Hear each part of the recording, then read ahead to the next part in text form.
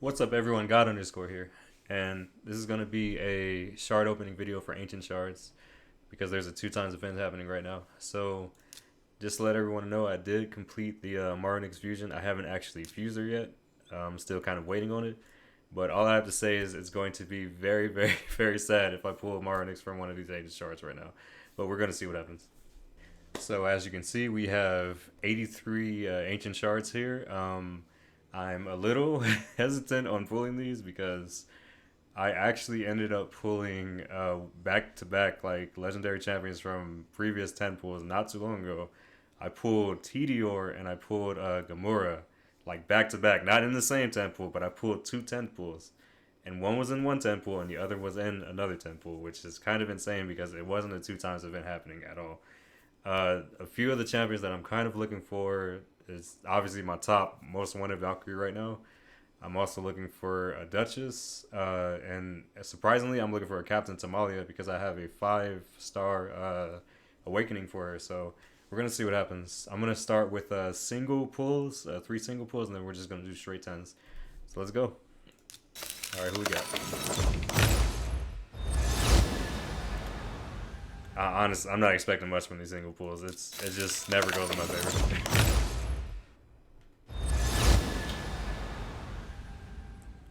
Hey, we got Atho. Okay, it's one of the starters.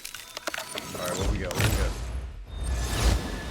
And saw a little lag on there. All right, Solaris. Okay, so now we're gonna get into the 10 pulls. Let's see what happens. Hold on. Okay. Oh, this is not looking good. Again, I'm nowhere near Mercy because I just pulled 2 legendaries like back to back. So I can honestly say that I don't think I'm gonna get a legendary this video, but it's okay. We got a Jotun though. So Jotun was actually one of my first HP burners for clan boss. This is the first HP burning champion that I've gotten in the game like way back then. And he's kind of good because he puts HP burn on for 10 or not 10 turns for 4 turns, but he also has a 100% chance of doing it. So kind of early game, he's not the best clan boss champion or anything like that, but as far as an HP burner, when he puts it on for 4 turns, so with Master Hexer, he can potentially put it on for 5 turns. So he's a little underrated in my opinion, but at the same time, he's also not that strong. So I can see why a lot of people don't use him. Let's go ahead and go into the next temple.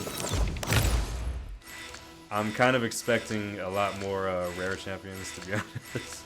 Because again, I'm not really close to Mercy, but oh, who is this? Pharonix. That's a new one actually.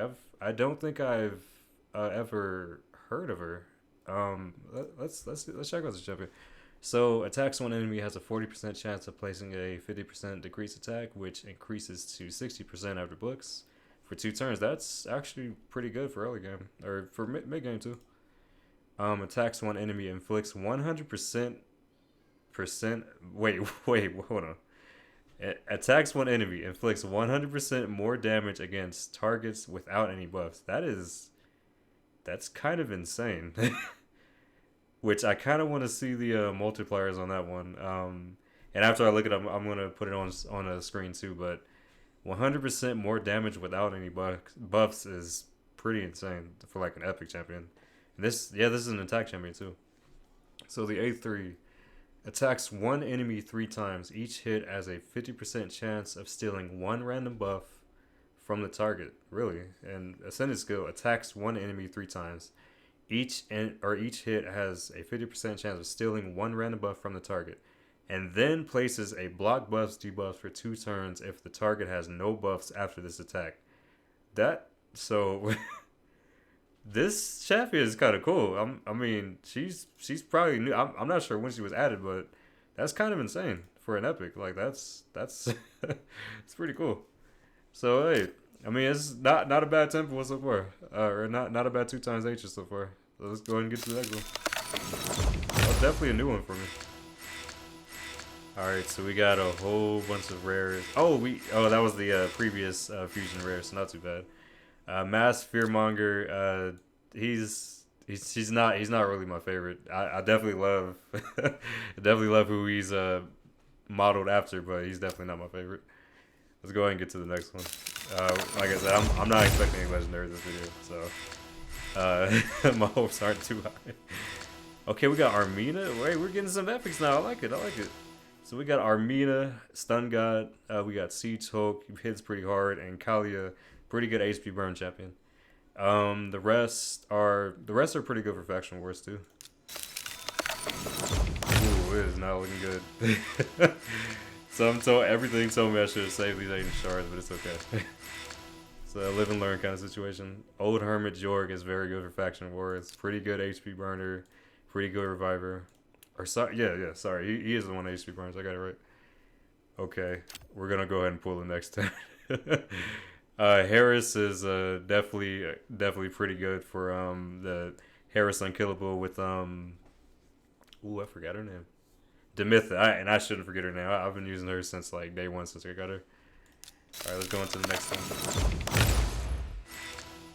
Okay, we got epics right off the bat. I like it. Skull Crusher is very sought after for a lot of people because he is one of the 3 counterattack champions in the game. Annex, I considered using him for a while in my old Bat Eater Clan Boss team, but I've never gotten around to actually implementing him. And Apothecary, that is one of the... I'm not even going to say this is the best rare in the game, but it kind of feels like it. But Apothecary is definitely up there in that tier. Alright, I'm going to summon another 10 and see what happens. Ooh, yeah, see. It's not looking so good. I'm still hoping for a Captain Tomato. Durandal. So, did I just pull like two new epic champions? Okay. So what does this dude do? Okay, so he's an attack Dark Elf. Let me see what he does. Hold on. So attacks one enemy 2 times. Each hit has a 20% chance of placing a freeze debuff for 1 turn. This chance increases to 30% on each critical hit. That is actually pretty good when you think about it. So if you get his crit rate to 100%, he basically has 3 times of a chance to freeze you, which is on an A1, which is actually pretty insane. And he's also Force, and a lot of people like to use Magic champions, and a lot of people like to use Void champions. Some people, most of the time, do not use Spirit champions when you kind of like look at the pool of Spirit champions. Again, you do have Duchess, however, so she's probably the only exception. But as far as just playing like regular dungeons and everything, that's a pretty high chance to freeze on an A1, which that's pretty cool. So the A2 attacks all enemies will ignore 15% of each target's defense. What is up with these new epics, man? Attacks all enemies will ignore 15% of each target's defense. Fills this champion's turn meter by 10% on each critical hit. So this is kind of looking like a spider champion now because that's not a bad ability at all. That's pretty good. And honestly, what does A3 do? Attacks one enemy will ignore 50% of the target's defense. Places a perfect veil, not a veil, a perfect veil on this champion for 2 turns if the hit is critical. So basically you have to hit critical hits with this champion. So get his critical hit to 100%. That's a must. Get his crit damage pretty high so he can hit hard too. Get his accuracy up there. I'd say get his speed up there too so he can kind of just hurry up and free somebody real quick. I'm kind of seeing this champion in Relentless too, if I'm being honest, so you can kind of have an extra chance to either nuke somebody or free somebody. Because again, he freezes on A1 and he has three times of a chance to actually do it.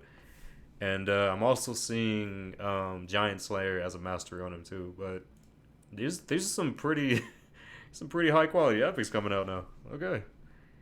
All right, let's go ahead and go to the next step. Well, that's kind of cool. I got 2 of the new epics.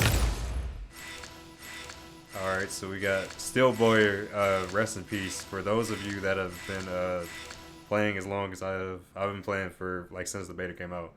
Steel Boyer used to be so good, and I'll put it to this way. I'm going to kind of talk about her a little bit because she kind of, it was definitely a reason that she got nerfed because she's only a Force rare, but she used to be very insane. And I'm gonna also bring the old picture to kind of do a comparison to.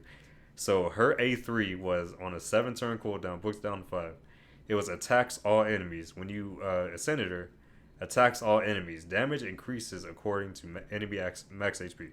So kind of like Cold Heart without the turn meter drop. Back then, this champion attacked 3 times on its A3. So it attacks all enemies 3 times.